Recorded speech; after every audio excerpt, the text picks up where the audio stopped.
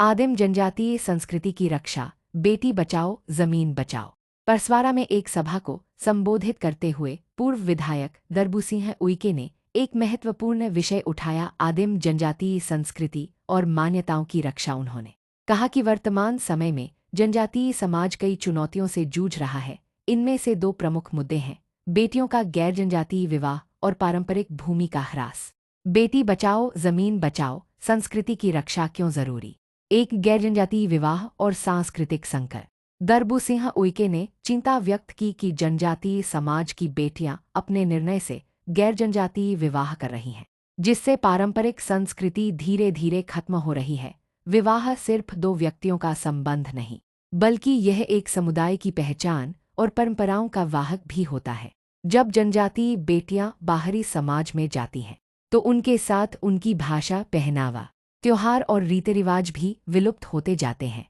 बाहरी विवाह के कारण आदिवासी समाज का जनसंख्या अनुपात कम होता जा रहा है, जिससे भविष्य में राजनीतिक और सामाजिक अधिकारों पर भी खतरा उत्पन्न हो सकता है। ऐसे विवाहों के कारण कई बार जमीनें भी बाहरी लोगों के हाथों में चली जाती हैं, जिससे पारंपरिक भूमि अधिकार समाप्त हो जाते हैं।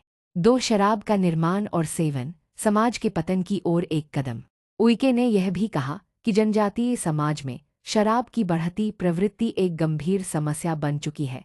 शराब न केवल स्वास्थ्य को नुकसान पहुंचाती है, बल्कि परिवारों और समुदायों को भी बर्बाद कर रही है। शराब के नशे में लोग अपनी जमीन, संपत्ति और संस्कृति की कद्र नहीं कर पाते।